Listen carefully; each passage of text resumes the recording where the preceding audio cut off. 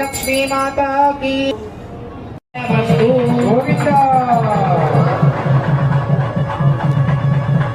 హరిద్వారంలో చేస్తారు.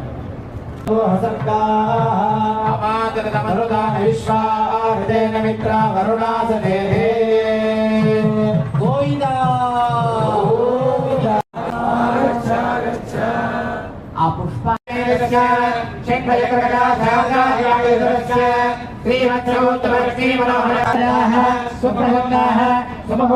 అయ్యవారి శిరస్సుగా అలంకరించారు.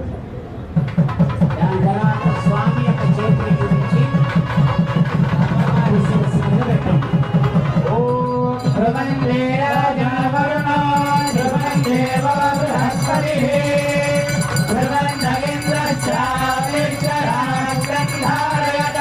పుష్కర ఉత్సవము అని అంటారు. మన మోహిని నుంచి మీరందరూ కూడా ఈ స్వామి వాళ్ళన్నారు. పుష్కరము అంటే ఒక పద్మము అని చెప్పాం కదా.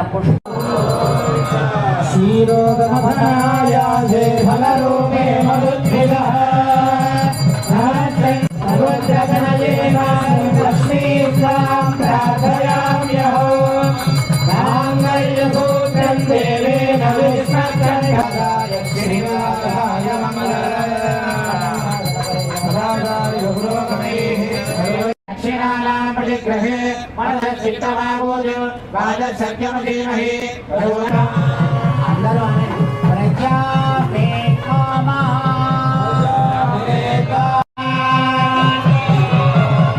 అందరూ కూడా మొత్తం అన్ని అక్షతలు స్వామికి అమ్మవారికి సమర్పణ చేసేయండి.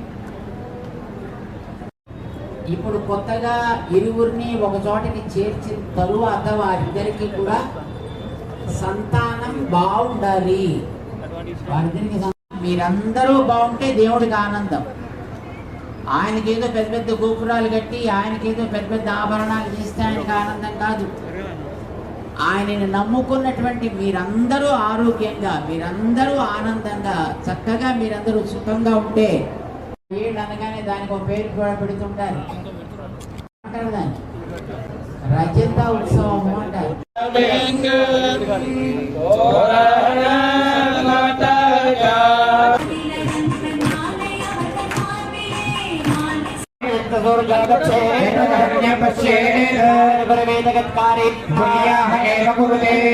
श्री भगवतो देवदेवोत्तमकोटि ब्रह्मांडनायकस्य देवदेवस्य जगत्कुटुम्बिनः जगद्रक्षणार्थोदीर्णस्य श्री भूदेव ऊर्ध्वपुण्ड्रान् समर्पयामि यज्ञोपवीतं समर्पयामि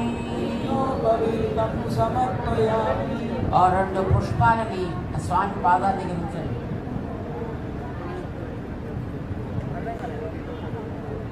దివ్య శ్రీ చందన సురేశం విశ్వాకారం గగన లక్ష్మీకాంతం.